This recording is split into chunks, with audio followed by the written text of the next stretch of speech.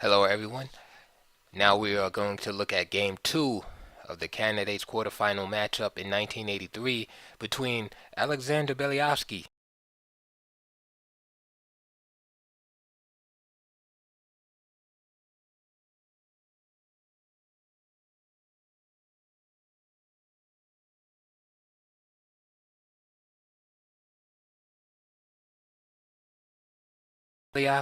with the white pieces now, and Gary Kasparov with the black pieces. In Game 1, Gary Kasparov had Beliavsky um, on the ropes a little.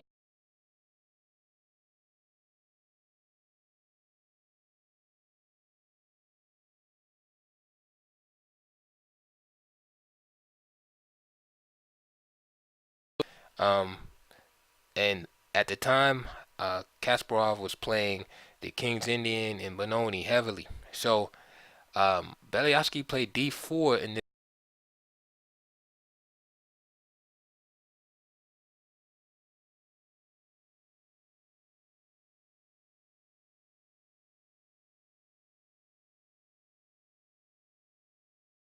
Kasparov had a surprise of his own, and he introduced or reintroduced the Tarish defense, and this is the quarterfinal matchup. So um, this defense is, rarely seen at top level, and a player classically based like Beliavsky probably viewed the opening as just outright incorrect.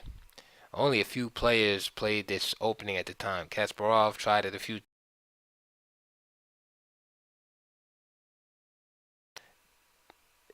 pretty much one of those second tier openings. And it has a reputation back then as it does today. It's kind of like it's playable, but most players don't play it. It's kind of like a second tier opening or surprise opening. So here in such an important match, here's Kasparov breaking out the Tarish, and I'm sure this surprised Beliavsky.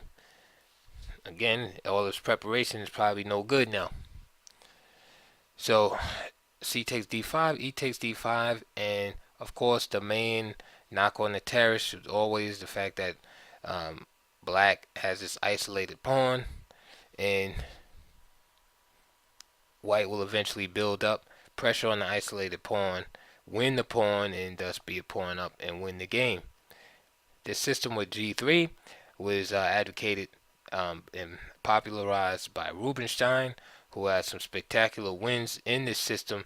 And this system, known as the Rubinstein variation, with the fianchetto of the bishop, basically put the Tarish out of business until Spassky used the Tarish successfully against Tigran Petrosian in the 1969 match, the World Championship. And after that, Tarish kind of went back to um, the bookshelves, so to speak. So there's been some revivals through the years of the Tarish, but never a full-scale revival. It is interesting to note that Tarish, who the Tarish is named after, right, Siegbert Tarish, he said it was the only correct defense to d4.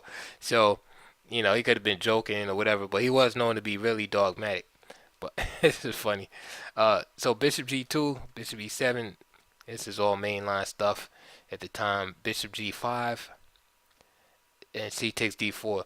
Another option is C4, which actually is probably better than C takes D4. Of course, years of experience plus engine analysis and stuff has improved some lines of the Tarish for the black side, and is of course strengthened some lines for white. So this line is shown to be actually pretty good for black. Black can hold it, hold his own playing C4. Um, Unfortunately for black, is that early on, white as early as move 6, black, excuse me, white plays D takes C4 in a lot of these uh, Tarish defenses now. white actually plays d takes c5. All right, and doesn't even give black the chance to play c4. There's a lot of analysis so out there in the terrace. You know, you get that Grandmaster Repertoire book. But anyway, continuing on, c takes d4 was played. Knight takes d4, and we had this classical setup. White is going to try to blockade, which he does with knight takes d4. Blockade the isolated pawn so that it is not a moving target. Attack the pawn, which draws the protection of the black pieces, and then you slowly remove each defender of the isolated pawn until you can get at the pawn itself. All right, and if the pawn is too well defended, then you just create a divergence somewhere else, and you create a second weakness. And usually, by creating that other weakness, the something has to give in the position. Opponent's position starts to deteriorate, and next thing you know, he's in a lost end game or something like that. For the black side, black's assignment is to be dynamic and active as possible.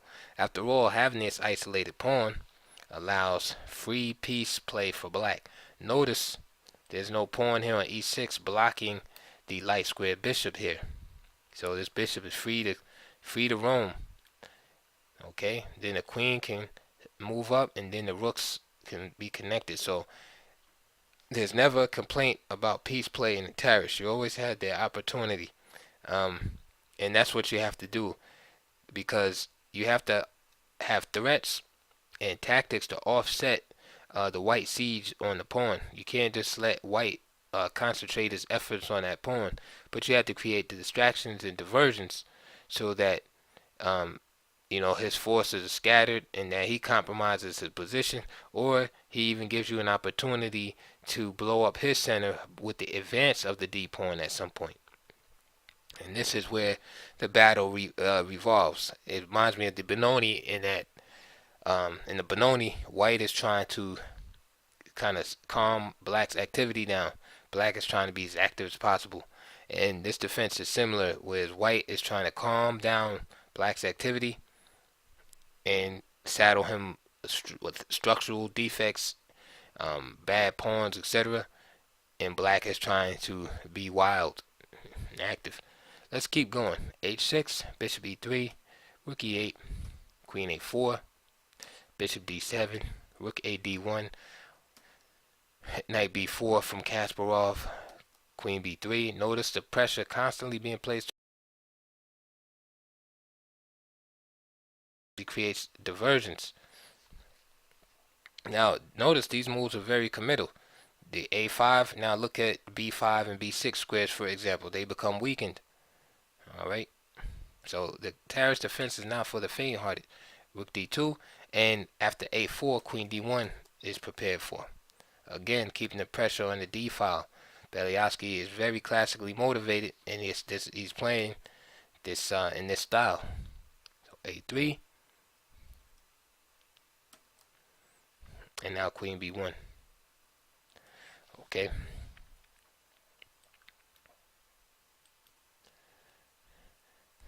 Beliavsky didn't want to play b3 because now the knight is unprotected and gives away a free tempo. Rook c8. So instead he plays queen b1. But it's already showing that black is pretty much equalized. And this is what I'm talking about. By creating a distraction with this a pawn, now attacking the b pawn, white cannot concentrate his full energy on the siege of the d pawn. Right?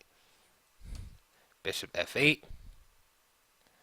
Now b takes a3. Rook takes a3. Knight on c3 not protected, has to be cared for. So queen b2, queen a8. Again, white cannot concentrate on the d pawn because now his a pawn is under siege. Knight b3. Bishop c6. Right, so now there's 3 attackers on the pawn and 3 defenders.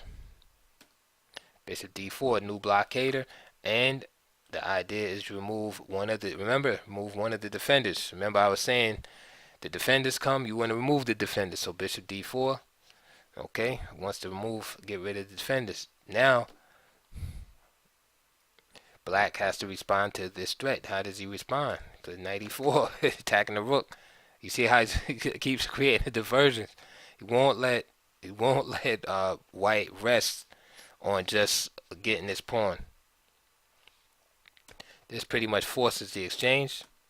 Knight takes e4, and d takes e4, and black is equalized now. Black is actually more than equalized because not is his pawn structure is straightened out, but now he has more space. All right, he has more space on the king side, and his pieces are already active. So he has the best of both worlds. He took on an isolated pawn, had free piece play, active pieces, right?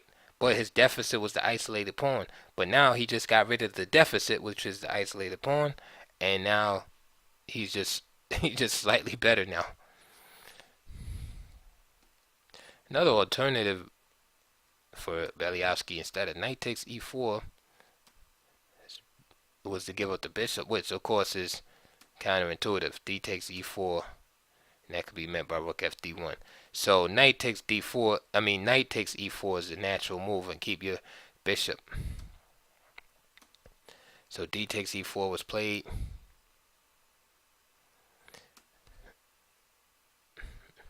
Another possibility here, slick move, just take rook takes a2.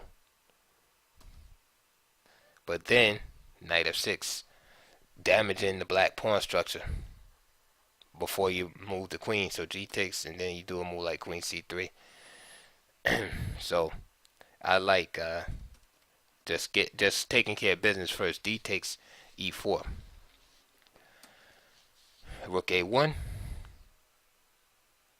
Again, notice all the resources that white needs to take care of this a2 pawn. Bishop d5. Now, white has to start being careful because the rook on a1 is starting to look a little vulnerable, and at any time the bishop on d5 may snap off the knight on b3. Queen b1, and now b6. All right, not only does this move keep a piece off of c5, but what it does is it lays a little subtle trap. Okay, because if you notice, the pawn is just hanging. So, right, it does a couple of things. It keeps a piece off c5, right, and it connects the queen and bishop, right. So at some point you can have moves, move like that, right, at an inconvenient time, right. But it lays a little trap. If Beliavsky gets greedy and tries to grab the pawn on b6, then he loses immediately to bishop takes b3. Queen takes b3 is not going to happen because rook takes b3. And then if a takes b3, then it's simply rook takes a1. So after p6, Beliavsky played a positional move, just e3. That way there's no discoveries with black moving to e3. However, right, in solving one problem, you created another. And these are symptoms of a weak position, right? You solve one problem, but then another is staring you in the face. What's that problem? Now the d3 square, suspect. Knight hops right in, dominating. Rook d1. And it's funny, 3 matches, right, during this candidate cycle and into 1985 when Kasparov finally won the world championship from Karpov, he ends up with these type of positions where his knight lands on d3. The first game I can think of is the game 16 in the 1985 match with Karpov, the octopus game, where he has his knight posted on d3 in a very powerful fashion. Then there's this game that we're looking at, where the knight is powerfully posted on d3, and then there's another game in the Smyslov Kasparov candidates match, I can't remember which game it was though, but he Kasparov also gets his knight locked on d3. So after rook d1, b5, and the idea is just to play b4, bishop f1, and now b4. Of course, there's a price to pay. Beliavsky wants to get rid of that bishop, but in getting rid of the bishop, look what happens. Bishop takes d3, so he gets rid of his strong bishop, right? And now all of his light squares are weak around the king. All of the pawns around the white king are on dark squares.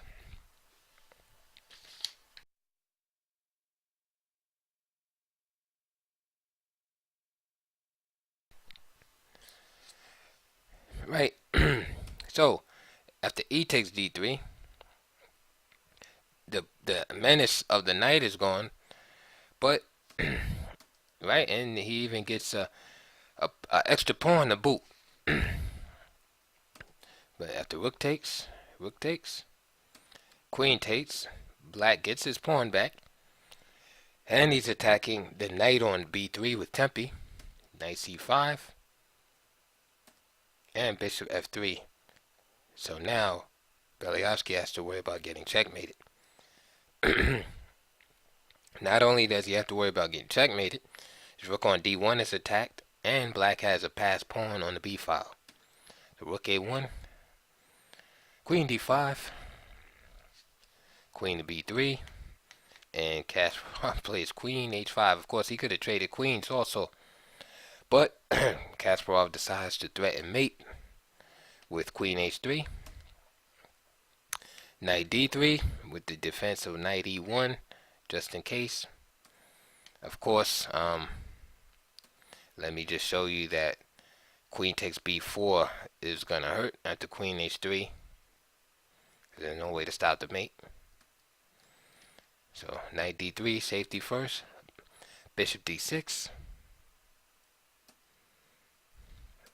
And now knight e1. Again, king safety is first. So knight e1, bishop b7, preserving the bishop. Rook c1 from Beliavsky. Queen f5. And now rook d1. Bishop to f8, dealing with that threat. And now Beliavsky plays the move queen b1. And he actually lost on time, making his 38th move here.